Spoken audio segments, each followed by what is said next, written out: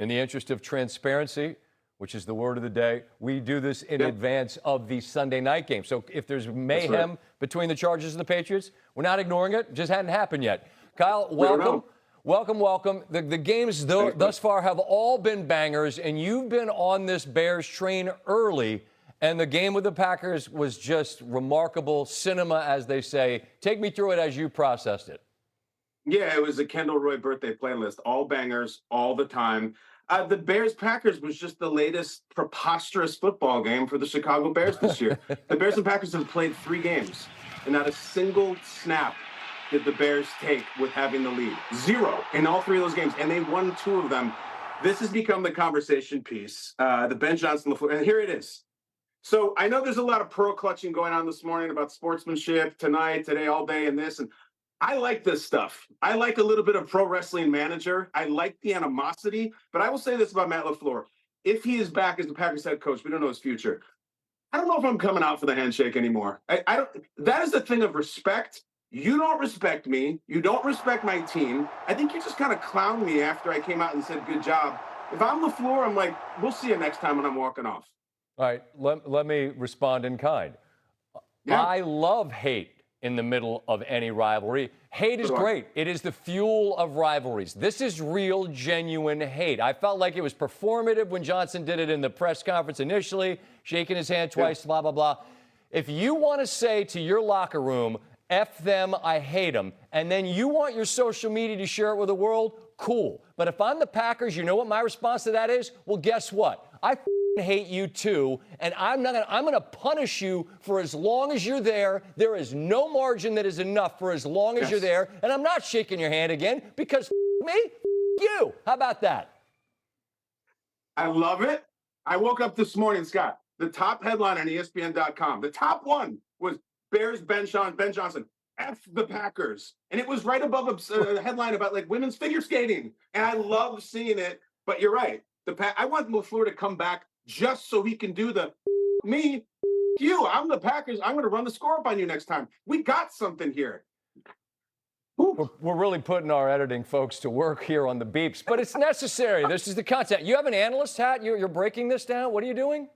Oh, yeah. So I want to jump into the tape on this because this may or may not have been the most dangerous and stressful handshake of the weekend. So roll the tape on this. Let's watch.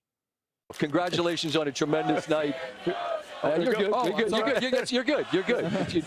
Left hanging on national TV. It's fine. It's fine. All right, let's get into the tape. We got Mendoza in the middle. We got 6'6" Van Pelt with the giant paws on stage left. Mendoza somehow misses it. We have a few seconds of crisis, and then John Wayne Reese Davis redirects him like a hero, and he comes back over. Scott, my take on this, and I of course want yours. Mendoza looked off his number 1 receiver. He looked him off, he scanned the field, and then redirected back to you, and this time playing the role maybe of Brock Bowers. I think this tape will be broken down by teams to look about how he handles a crisis, how he makes up for mistakes. I loved it. What was it like to be the star of it? It's not a great feeling when you're sitting there with your mid out and the guy's not grabbing it. But listen, if Purdy told me tonight that McCaffrey was the 3rd option on the touchdown throw, if McCaffrey can be the 3rd, I'm good being number 2. I would shake hands with Reese first, no question. He's far more worthy of a handshake than am I. But I did have the big mid out there. I will say in the cacophony of Hoosier fans, it was easy to, there was a lot of chaos there. But he managed it well, better than I did. I think I called it an incompletion, his 4th of the night, but not really, because he came back to the check down. You played it right, Scott. All you can do is keep it there. I don't care if you're still sitting there right now. You can't put it down, and he found his way to the check down. 6'6" check down, that'll work every time. I respect what you did, though, dude. Yeah, I do think that you could do that thing where you just look down at your own hand and then shake it, but then I didn't want to bring any more attention, as if we hadn't already had enough of it. Let us quickly pivot to your Jacksonville. You've won 8 consecutive games. Your reward is a visit from Josh Allen, which is the opposite of a reward. And then those last 4 minutes play out exactly as they are probably bound to. What'd you see there? Yeah, I mean, you and I've compared the Bills to a basketball team all year. They have a player who can get 50 whenever he wants, even 60. And I think Josh Allen had 60 today. I just know at some point, Scott, the tush push is going to die, maybe in the offseason. when it dies, we need to play this one at the funeral, at the memorial. This is the one, a 10-yard tush push that I feel like Boomer doing the home run contest. He pushed him all the way to Orlando, and he pushed him to Gainesville. They're still going into the parking lot. And you know what's so funny is everyone's whining online. Hey, the Bills voted against the tush push, and yeah, well, if you vote against daylight savings time and you lose the election, that hour's still lying around, and you're going to be productive with it. I'm sorry. They're using the tush push. McDermott said, screw it. Jay, get in there.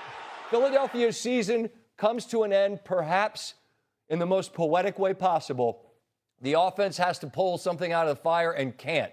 I'm not happy to be done with Philadelphia, but this season was teetering like a drunk on a balance beam all year, wasn't it? Yeah, and we're not done with him, Scott. You know, there's going to be some collateral damage here. The fact that A.J. Brown did not have a big game, the fact that he had a big drop in the last game. But you're right. This was scriptwriter stuff. If we've talked for 6 months about the Eagles' offense, it becomes a tedious topic. Put him out there. One drive. Jalen Hurts, you're the most clutch guy in the league, or so you claim. Didn't work out. And I have so much respect in the face of that for the Niners. I know we've said this. Kyle Shanahan screams into a pillow at night because all his toys get broken. I think he's past that. I think they came up to him and said, hey, Kyle, Kittle's out for the game. He's like numb. Is anybody not out? Do we have 11 guys? Yes, we can. It's gotten that much where, like, I'm worried Kyle himself is going to get injured in one of these games. Like, he'll get rolled up or something. That's the only thing that's left to happen.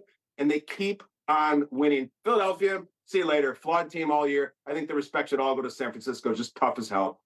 I feel like Shanahan's a little bit like Ledger as the Joker. It's like you have nothing you have nothing to threaten me with. You can't hurt me. You can't hurt us. Seriously. Kittle's out, fine. Yeah. We'll ride with whatever we've got until the wheels fall off. And granted, you got to go to Seattle, and we just saw what Seattle did to them. But whatever, they get 60 more minutes to fight, and they've earned that, man. He's an agent of chaos, and it's like his head is hanging out the squad car, just Gotham breeze blowing in the air. It doesn't matter. Nothing. I don't know what I would do if I caught it. It's a great call. This is a great segment. I want all of it on the show. It'll never all make it except for YouTube. Anyway, maybe more runway. Good Morning Football. Kyle Brandt, NFL Network. You're the best. I appreciate you, my friend. Thanks, man. Only a few beeps. We made it. I salute the Patriots as well. And you got to give a tip of the cap to Justin Herbert, who somehow stayed in the fight. But, man, he got bounced around, sacked 6 times, pressured 23 others on a night the Patriots win 16-3. His coach, Sean, what went wrong? I really don't have the answers. I wish I did. If I did, there would have been a different result. But that I am, going to be spending. We'll be spending a lot of hard work and maybe even sleepless nights getting it figured out. Like I told the team, I mean, those that stay will be champions. We will. Not looking at this as an end, but as another beginning. Really tough to lose. We gave everything we had, and it's not good enough. And defense, like I said, gave us every shot that we needed to, and it's